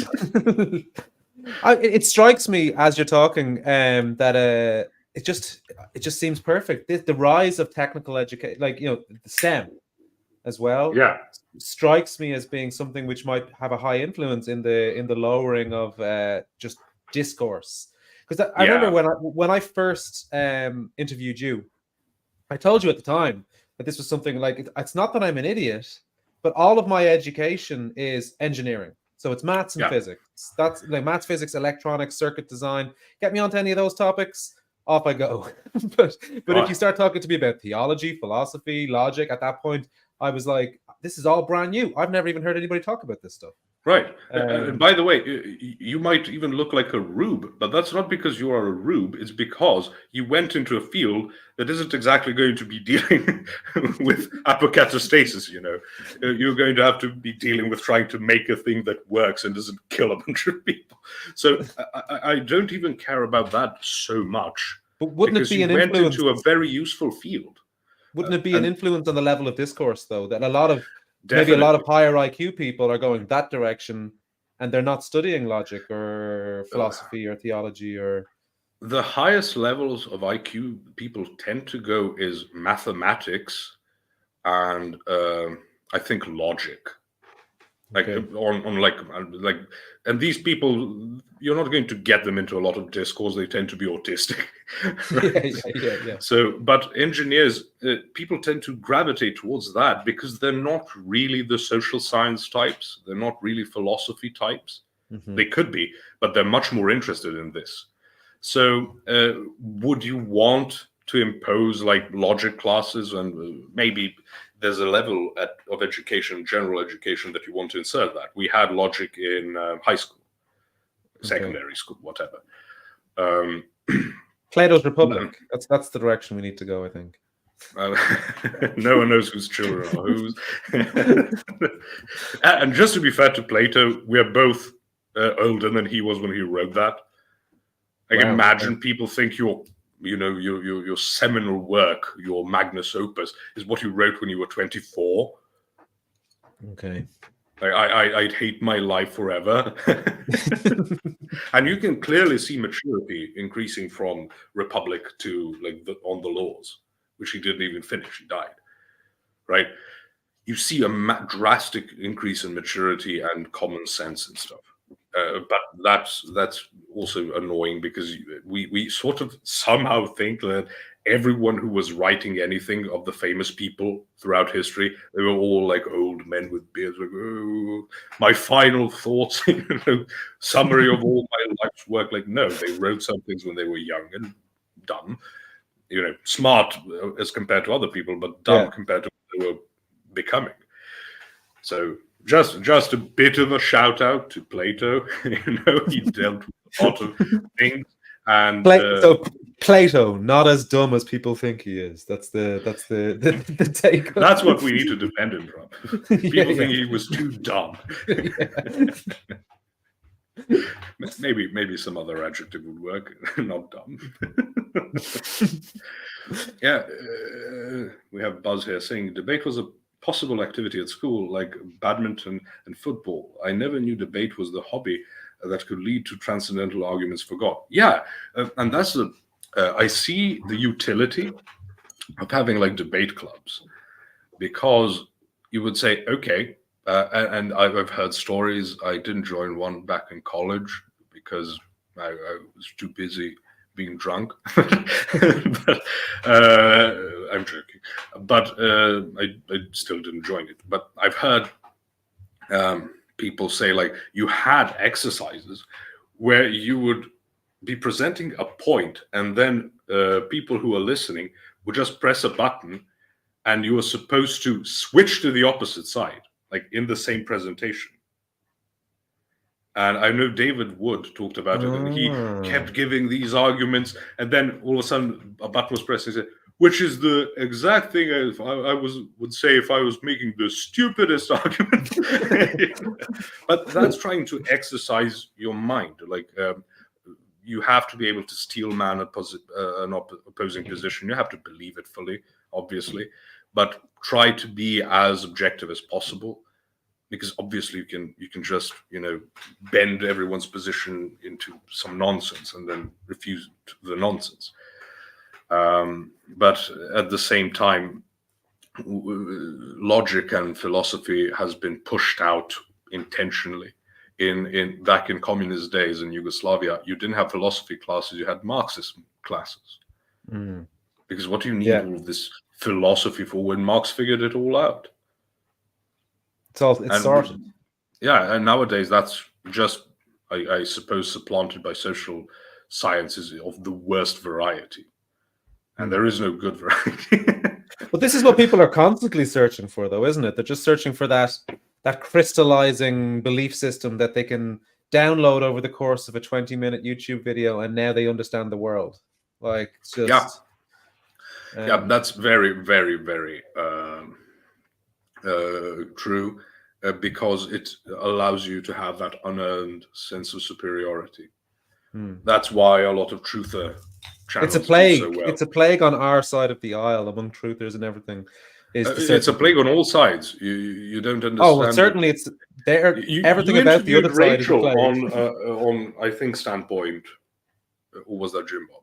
Like Standpoint epistemology, like, or was it on her book about? Oh, I had I had Rachel in about that, and she was talking about it at the time. Yeah, so they figure out, like, oh, but you're a white man, you don't get anything. So it doesn't matter how correct you are, you're a white man. Suck it.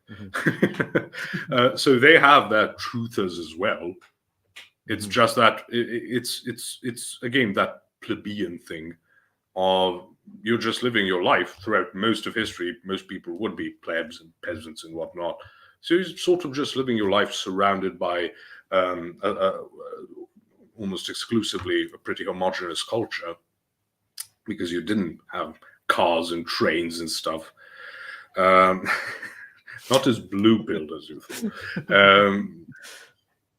But that's the problem, is now that we used the pub to debate, but they took that from us when they put in TV. Oh, that's a good point. Like in Serbia, we don't tend to have televisions in our versions of pubs. They wouldn't survive long.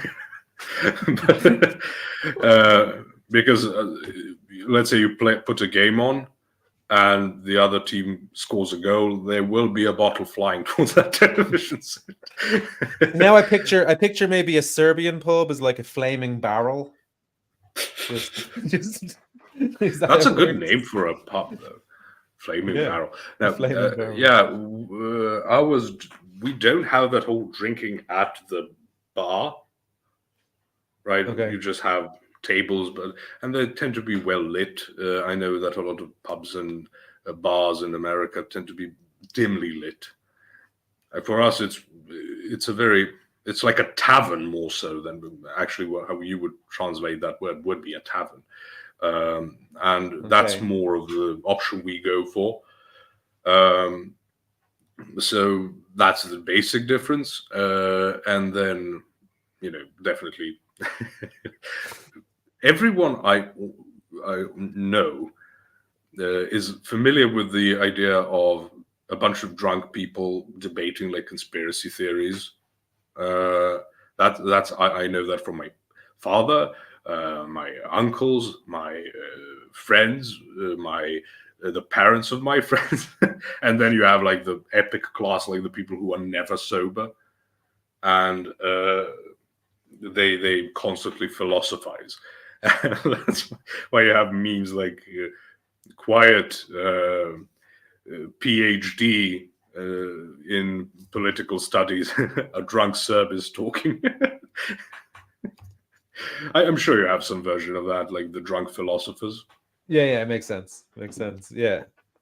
So it's just like so that's a common thing then you would have seen all the time, is like the drunken kind of philosopher style character. I would have seen. I was one. You were one. Yeah, it comes naturally to us. Like my friend and I, my best friend and I, when we drink, like we start off talking about, the gym is this and that. Like 3 beers in, we're like, and he worked for the World Bank. Like it's obvious. Have you seen the pictures? And it never gets boring. I don't know how. And then talk about how we would rule the world if we weren't oppressed by we the serf. Yeah, of course. Not you, the guys around the table. Yeah. We're just stating the obvious. Yeah. Well, I think Irish people actually it's not about we just do rule the world. We're just quiet about it. Yeah, and you're actually so good at it that very few are onto you. Like the Jews, everyone knows that. Yeah. They're like our patsies. Even the word patsy, like it's like came from the first Irish Jew owner, Patty O'Malley. And what do you think leprechauns are? Right, searching for that pot of gold at the end of the rainbow. Yeah, that there's a lot of hand rubbing, and they're very tricksy, and they're a bit short, and right, and redheaded. Wait, actually, that sounds more like the Scots now that I think of it. Now I'm gonna have to get going pretty soon. Right. Because I've got Harry Potter reading to do to my daughters, for my daughters. But I did want to get you onto this topic. In Serbia, do you have limitations on the amount of chickens? Just a final topic: the chickens that you can have. Do you have to register if you have a flock of chickens, or? I'm not sure. I know that you can easily get a complaint about the smell. Okay, if you're in like an urban area, or urban or suburban area. Okay, so that is a big thing that can happen. However, I don't think so. So if you're thinking about goats, you need a special permit unless you're in the countryside, like a herd number or something like that. Right. That is especially because of the smell, right? Because they tend to urinate on themselves with a lot of pheromones. The males, I mean. So I don't think there is an actual limit, because if it became a problem, other things would quickly be reported and you would be in trouble. Well, the scandal at the moment in the UK, see, in Ireland, it's 50. I think you can have up to 50 before you have to get a flock number. You can just have 50 without telling anybody. And in the UK, it was always the same. It was 50 without a flock number. And recently, the UK government, we know there's a big problem over there with their government, but the UK government has introduced it now that there's 2 categories that have to register. There's the above 50 category, and there's the below 50 category. So the situation now for people in the UK is if they have 1 chicken, they have to register for a below 50 size flock. Right? A flock of a chicken. A flock of a chicken. Now, what's ended up happening is this. In the UK, if you own chickens, you now have to register them with the government. So people are registering roast chickens they bought at the supermarket, and they've crashed the government website. That's super based. So I don't know who blame game is, but so all the people who try to register the roast chickens from Tesco have managed to crash the DEFRA website, and now it's not working. It's not big or clever. Stop sniggering. Oh, I have a problem with that final word. Stop sniggering. I actually, the English, bless them for the good qualities that they have. They're actually very good at these things. Like the French, they just go and like blast buildings and light cars on fire and spill manure over government buildings, which is based in its own way. Yeah. But the British are too, at least the English, are too sophisticated, so they go the traditional way. They crash websites. Yeah. So yeah, that's based, and it's obvious bureaucratic overreach. Yeah. And it's what's hilarious is you have to upload a picture of your flock, so they're all taking pictures. Wait. Do you pay something for it? Is there a fee attached to? I think there's probably a fee. I know that to get your original flock number, yeah, and then you'd have to get like the government will send you out a little plastic band that you put around the leg and that whole thing. So they have to take pictures. So if you buy like 3 or 4 chickens from Tesco, then they'll take a picture of them on the sideboard and then they'll upload them to the government website. I suppose like they charge like 50 quid per like. The initial. No, I wouldn't say you get charged for just submitting your registration. I'd say then once you've been accepted and you get your flock number, because what should happen then, and I know in Ireland anyway, a government official has to come out and inspect that you have the facilities to be able to take care of this number of chickens, and so it's just about crashing the website. Yeah, listen, I understand. I think even 50 is low. Like I understand you can't have like a chicken farm without, because with the number of them, chances of diseases and stuff spreads. So you have to have certain facilities. Okay, but let's say 50 is fine. What's the point of having an under 50 category? Like drop it to whatever. I mean, don't drop it. But if you wanted to, like, if you're concerned, and we know how the government is concerned, especially the Labour Party in Britain, are concerned with the farmers. It's more like the farmers are their concern in a certain way of interpreting that sentence. So, and Jeremy Clarkson is probably the only thing standing between complete bureaucratic, destruction of English farmers, and that's a glorious thing to see. And he said, like, if he makes a sausage, it's 78p. If they import a sausage, it's like 16p. Wow.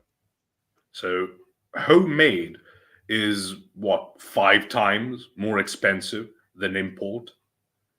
Like, how do you expect your farming to survive? And the Brits, who have been extremely bellicose on Ukraine, continuing with Starmer, by the way. So it wasn't just Boris, the bumbling buffoon. It was Starmer, the non-human, whatever he is, android. And they've completely destroyed like the steel industry. Like, what are you threatening people with? With nothing. I can't believe. I think Ireland is actually quite above the British standard of living these days. Yeah, I think so. So you finally got one over on them. We got a good few. We got a good few over on them, I think, over the years. but Bubbleburst says, I presume this is America. We have people who come to inspect your compost. God, these are the types of things that make me not hate libertarians. Like, they're extraordinarily annoying, but then I'm aware of what the point of them is. America is such a it's such an anomaly of this weird mix of freedom and absolute lack of freedom, isn't it? Like they Yeah, like, especially considering their culture is based around they see themselves as a very free people. And then you yeah. hear things like it was illegal in the 1990s to breastfeed in public. Or it's like illegal in America in some states to collect water from your roof. Right. Right? Or like rainwater Rainwater, use. anything like that.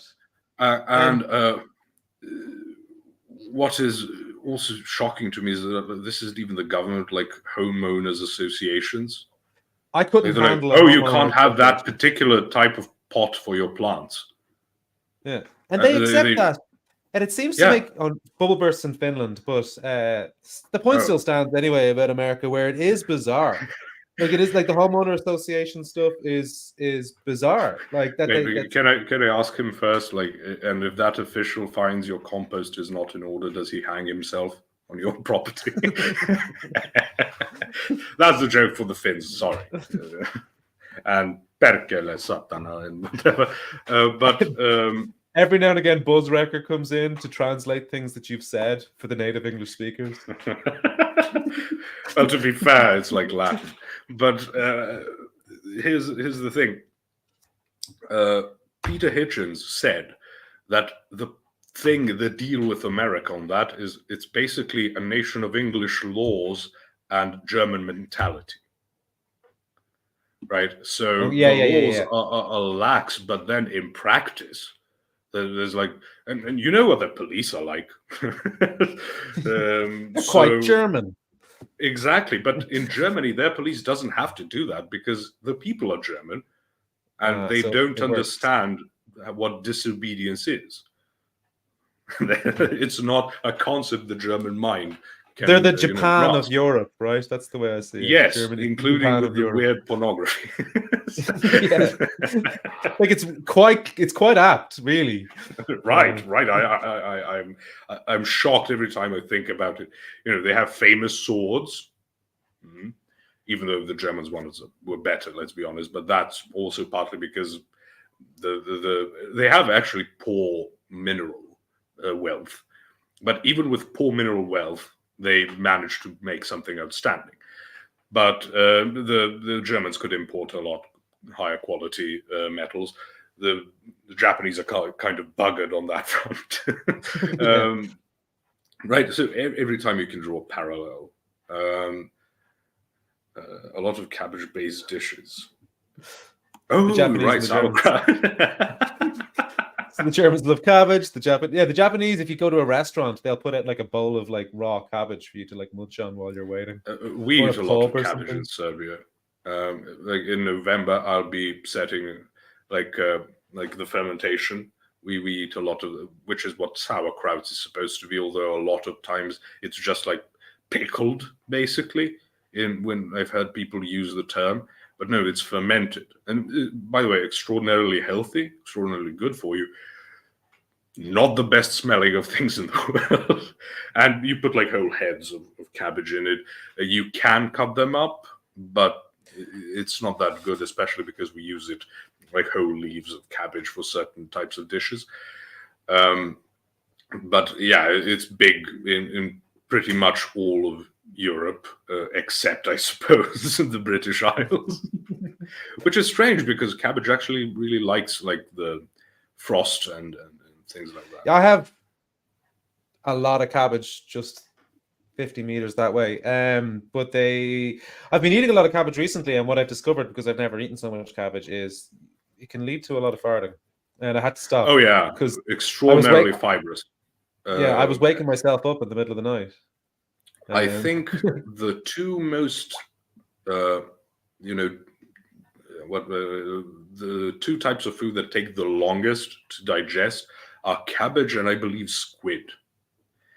So that's a lot. A part of it. There used to be like a cabbage dish people would make before someone went into surgery because it would just empty them out. Okay. But that's like going intentionally for that effect. Nowadays we have much better procedures for it. You just don't want to cause sepsis by the insides spilling out if someone makes a mistake. But yeah, I still like fermented cabbage. I'll have to send it to you. Do you have any idea what he's talking about? Strong R? Do you have a permit for strong R usage? Is this the letter R at the end of words? Is this what we're talking about here? Or at the beginning, I'm actually not sure. Yeah. So he's like the strong R and silent S type. I feel like I've missed something with this. There's an ongoing conversation I've been trying to translate while listening to you, and I don't get it. Okay, so since you have to go read to your children, we should raid Jim Bob. You can do that, right? Oh yeah. 1 second. It'll take me just a moment. All right, guys, we're gonna get going because Harry Potter must be read, and I'm going to have to get some accordion music for next time. I was just so shocked. I need like an hour of practice for the song I want. So we'll definitely do that for the next time. Yeah, how do I do this? I have to go over here. You have to go into studio, don't you? Yeah, I've had it explained to me. Still don't know how to do it, but I've had it explained to me, and it's like studio, like settings or whatever. I've got it here. Harry Potter is not going to read itself, says Well Emmanuel. Well, this is it. This is what my daughter's telling me too. I go in here. I know where it is. It's here, and then we go to. We're terrible at raiding subs. Yeah, we're more on the defensive end of raids historically. Okay, so we got Speakeasy made by Jim Bob's here. So we go raid made by Jim Bob. Save. Okay, there we go. Excellent. All right, guys. Thank you very much for coming along. Don't forget to come along next time to the Baron and the Redneck. And hopefully we'll be a little bit more prepared. But that was fun. I enjoyed it. Yeah, it was banter. And thanks to everybody who came. My channel will continue being the same here, but I'm going to just play this on Tuesdays until we kind of get the other channels set up. All right, guys. See you later. God bless.